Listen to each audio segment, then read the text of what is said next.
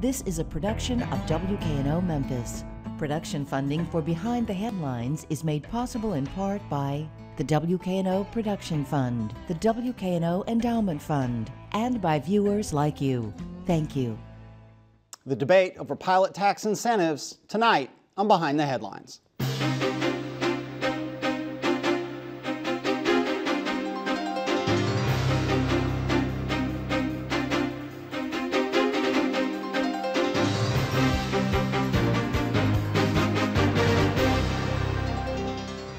I'm Eric Barnes, publisher of the Memphis Daily News. Thanks for joining us. We're joined tonight by a number of economic development professionals. We'll start with Steve Gwynn from Highwood Properties. Thanks for being here. Thank you. Also, Reed Dullberger, the president of EDGE, the economic development engine for Shelby County and Memphis. Also, Dexter Muller, senior VP from the Greater Memphis Chamber. And Bill Dries, senior reporter with the Memphis Daily News. So we're together here in part. I mean, we've had you back on the show before, Reed, to talk about pilots and the role they are at once. I think we've never had someone on the show who said pilots are a perfect solution to a problem we love to have. Everyone always has some kind of, wishful, I wish pilots were different, I wish incentives were different. It's come up lately because of the debate at City Hall and the cuts and the really, deep cuts that are being made in benefits. The unions have pointed to a lot of problems, but in part they've pointed to pilots and said the city and county are giving away money through pilots and other tax incentives. So we want to have a conversation about that and other things. So let's just start with the basic question. Are pilots a giveaway? Are they draining the coffers of the city of Memphis? Absolutely not. Pilots are moneymakers for the city. Pilots are necessary. You might want to consider them a necessary evil, but necessary nonetheless. So let's quickly put them in context. Pilots are a tool. They're a tool. If you're the Health Education Housing Facilities Board, they're a tool to do low-income housing in the city of Memphis. If you're the Center City Revenue Finance Corp, they're a tool to revitalize spur development in downtown Memphis. And if you're EDGE, they're a tool to create jobs in Memphis and Shelby County. For the EDGE program, for the jobs program, we look at the context. Do we need jobs in Shelby County? We sure do. We all know that we have been slow to recover from the recession. We also know that we have some long-term structural issues that are affecting our economy. Is it a competitive world? If we need jobs, do we have to compete for them? Again, the answer is yes. We live in a highly competitive world, not just locally, but we're competing with the St. Louis and Indianapolis and Louisville's and Atlanta's and Birmingham's, and the list goes on, and we're competing with locations internationally. So the question really is, if we want jobs, and we have to compete, is there a better tool in the pilot program?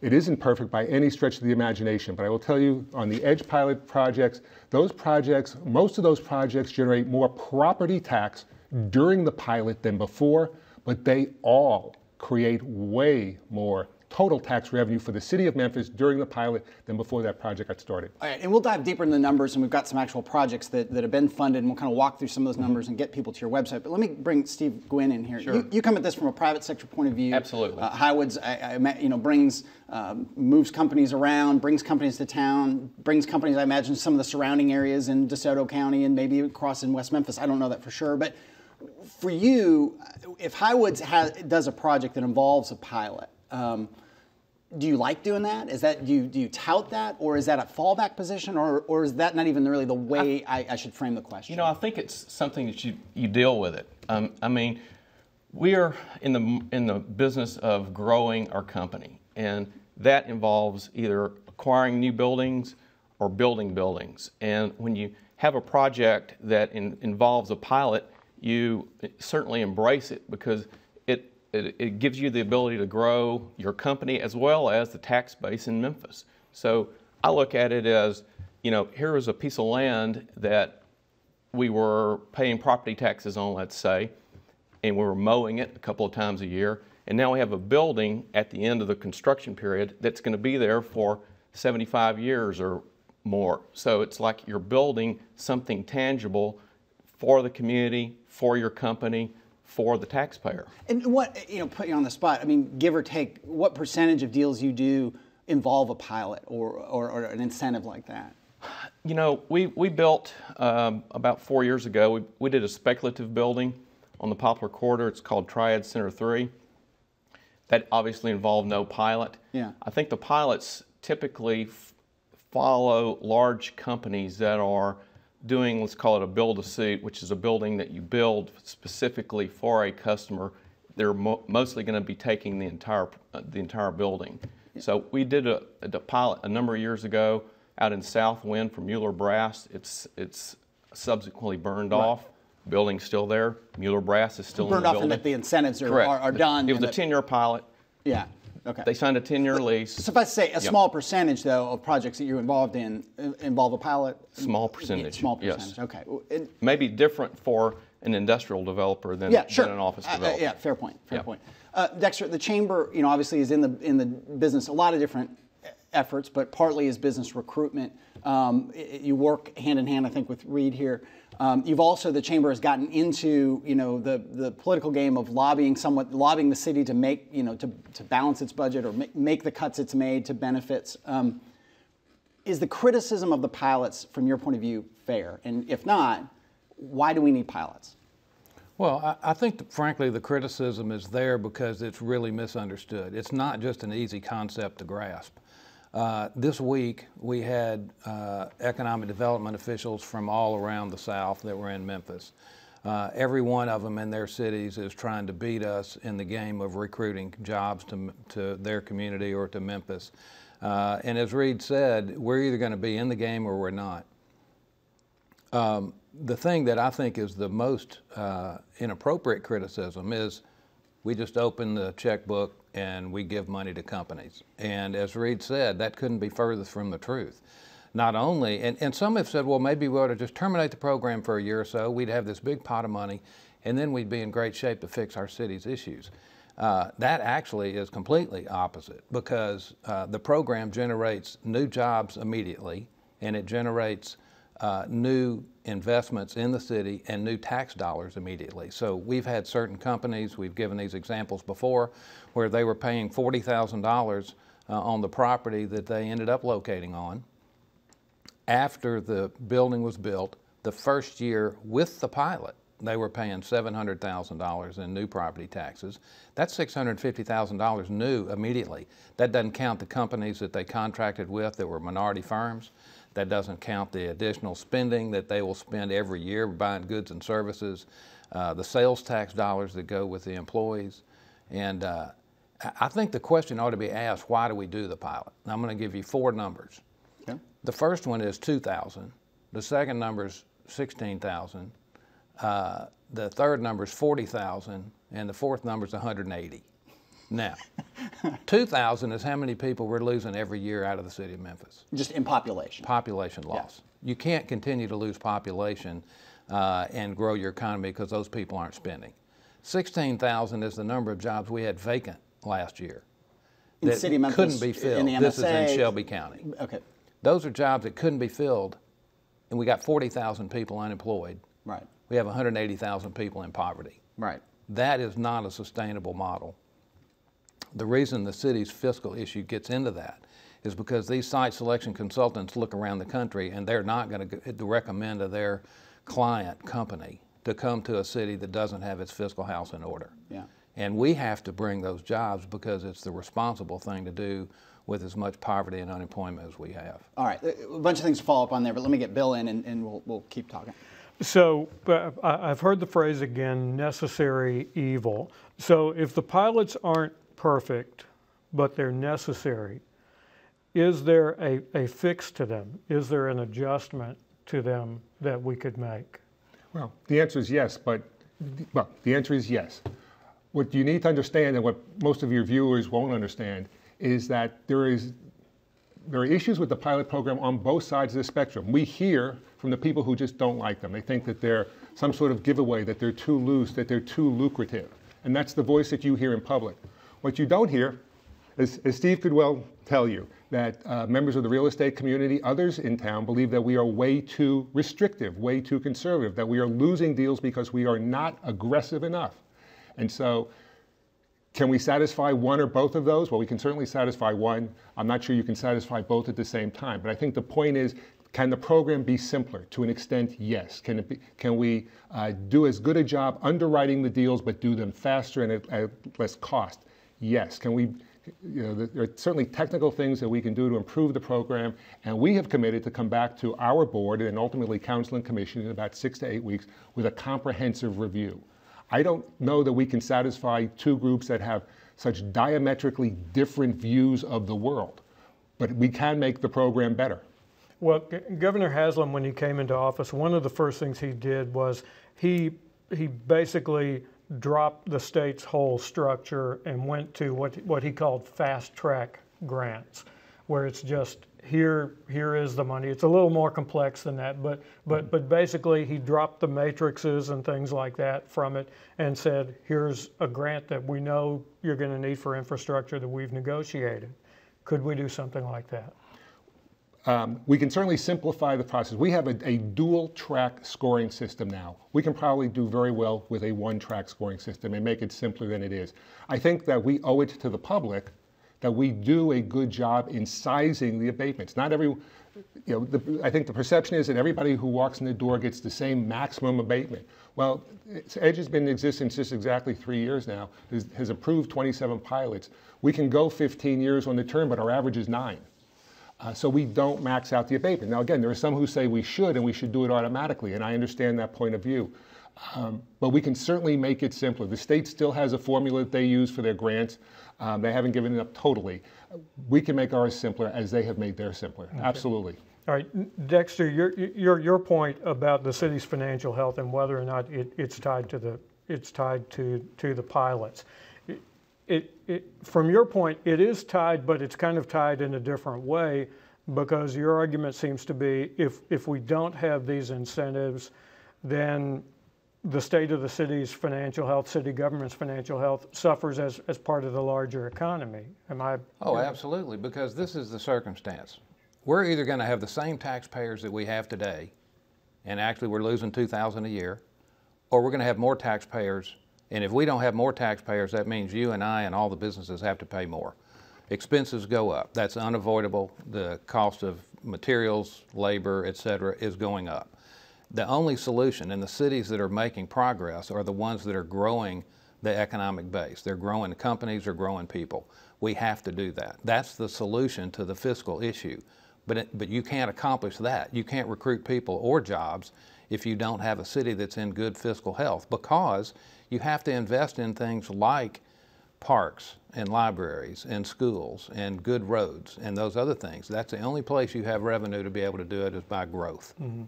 And if I could, and Dexter alluded to it earlier, but I think there's two fictions that people hold, and it goes to your question. One is people think that these projects would have happened anyway. And I think what you're hearing us say is that's just not the case. We wish it were the case, quite frankly, but it isn't. If you don't give the incentive, we're not seeing the projects. And if we don't see the projects, there are no taxes abated, but more importantly, there are no new jobs and no new taxes. The other fiction is, that some hold, is, well, excuse me, we could simply cancel all the existing pilots, and wouldn't that be a windfall? The pilots are legal commitments between Health and Ed Board, Center City Revenue Finance, or EDGE, and the recipients. If we cancel it, the attorneys are going to become rich, but the city certainly isn't. But other areas of our state don't use pilots as much as we use them, it seems. Am I accurate about that? As far as that goes, yes. But when we look at a place like Nashville, whose tax rate is about a third lower than ours to start with, they use tax increment financing, which is, in essence, the mirror image, the kissing cousin of a pilot. And they have hundreds of millions of dollars in TIF districts where we don't. And so they do give incentives, and they are aggressive. And yet they don't face the kind of competition, being in the center of the state, that we do in a border region. Yeah, Steve, you were going to say something. Yeah, I think the pilot is, part of it is the fact that we do have the highest tax rate, property tax rate in the state of Tennessee. So what we're doing is, by giving someone a pilot, giving a building a pilot, it's actually lowering the taxes. It's actually acting as a stimulative, is the way I'm looking at it. So if you reduce your taxes, you're going to stimulate more real estate development. The other thing is that from the city's perspective and the county, they're really taking no risk in this. That's getting lost in the, they're making a no-risk decision. It is a risk-free decision. To give a company a pilot, to reduce the property taxes, they're investing no money. Highwoods, in the case of buildings that we build for companies that have pilots, we're the ones taking the risk. We're the ones underwriting the credit. We're the ones taking the construction risk, not the city, not the county. And is it, you all work you're not just a Memphis company by any stretch. Correct. And so but even the board states, and a point that Reed just made, you've done projects in DeSoto County, I assume. No, we have not. You have not, okay. But the word on the street is, your peers maybe have. Yes. Mississippi is more pro-business, they're easier to deal with, their incentives are simpler, and they're more lucrative. And is that the case, do you think? I think it is the case. They have different laws, obviously, in the state of Mississippi Right. than we do in Tennessee. We're having to deal with the laws that we have, meaning, when you have a property that goes into a pilot, you have to transfer the deed to a board. Right. It's a very complicated legal structure. It is what it is. We have to deal with it. I think we ought to just embrace it to the degree Right. we have to and move on. Right, And, right. But when we've had people on the show before, I'll point at you, maybe Dexter. I mean, you can put a project in DeSoto County where the tax incentives are totally different. They have a state income tax, and on the simplest level, they abate some of that tax, or they just put that money back to the company, the income tax. It's a simpler, more streamlined process. They base that company in DeSoto County, but they still pull on all the Memphis assets, the Grizzlies, the Tigers, restaurants, whatever you want to say those assets are, parks and all the things, a big airport and so on. That's a problem, right? I mean, for the city of Memphis, but I mean, other people would say, well, those people contribute to the greater economy. How do you balance that idea of development outside Memphis and Shelby County? To some degree, Fayette County is the same. Big projects going in out there because people are based near a big city, but they're not paying big city taxes and supporting the services and so on. Right. Well, I think there are a couple of points to make about that. The first one is that we get our jobs that come into Shelby County, and that's what I'm evaluated on. So I have a regional framework on things that cross borders, like roads, other infrastructure, the airport, of course, with workforce development. If a company's looking, sometimes they get skilled from outside of Shelby County. But we call it co-opetition. In other words, we cooperate on things like infrastructure, workforce, the environment. But when it comes down to projects, we're fiercely competitive about getting those inside of Shelby County. That's what I want to accomplish. Now, is it better for a company to locate in DeSoto County than Dallas? Absolutely. Do they sell Memphis because that's where most of the assets are? Absolutely. But when the bottom line for me is that I want to make those jobs take place in Shelby County, and so I want us to be as competitive as possible. All right, let's shift to another criticism that gets leveled on the pilot program, which is they go on forever, okay? And they are, they're not accountable. They don't hire the jobs that are promised, because that's one of the triggers to get a pilot, or they don't build the buildings, they don't make the investment, and so on. So talk about accountability, and you read in Edge. Edge was formed in 2011, I believe. So let's talk about the accountability and the auditing that's in place since 2011. And what about those projects before your reign, before Edge was in place? Sure. We have a compliance process in place that looks at all the active pilots every year. And so for the most recently completed report, there were 48 active pilots that we looked at. And we look at the portfolio, and what we do is each pilot gets evaluated based on the terms in its specific contract. Which is unfortunate, because that becomes very time-consuming and expensive, but the contracts are different. The contracts could span a decade, and the program changed over time. So each one, we look at what they've actually done, and we compare it to the terms and conditions in that specific contract. When we look at that portfolio of 48 projects that were in the last group, we see that they outperformed in terms of jobs. They had committed to 9,800 jobs. They actually produced over 15,000 jobs.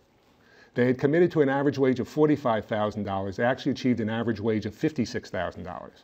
They had committed to investing $2.3 billion in our community, and it had invested $3.2 billion in our community. So as a portfolio, they had outperformed their commitments. But of course, we look at this on an individual basis. And those companies that don't perform, that don't do what the contract says they're supposed to do, are subject to penalty. And does that include projects prior to 2011? Yes, these are all the active pilots, because quite frankly, most of the pilots we've approved haven't closed yet. Okay. They may be under construction. The companies may still be deciding if they're going to do the project at all. So these are all the active projects, almost none of them ones that we approved. So there's a process, a pilot performance review committee that meets every year and reviews the entire portfolio. And over the last decade, what we've seen is 15 companies had their pilots terminated because they didn't meet what their contract said they were supposed to do, and an additional 22 pilots had their benefit reduced, again, because they didn't do what they had committed to doing. These aren't necessarily bad companies. They certainly weren't out to mislead anyone, but it's really hard to project how many jobs or how much you're going to be paying 5, 7, 9, 11 years down the road. And when you terminate a pilot, that means what? I'm sorry, Sure, too go much ahead. jargon. It Yeah. goes right back on the tax rolls at 100%. Okay, so that local abatement, if they were paying 25% of what they're supposed to pay, immediately they have to pay 100%. Exactly. Okay. And if your website, and this when we were on the show a couple years ago, you talked about trying to get a database together and pull together all the projects, and you've done that. And it's give the URL for people. They can just search. Well, Google Memphis Edge, and they'll find it. It's growth-engine.org. Okay.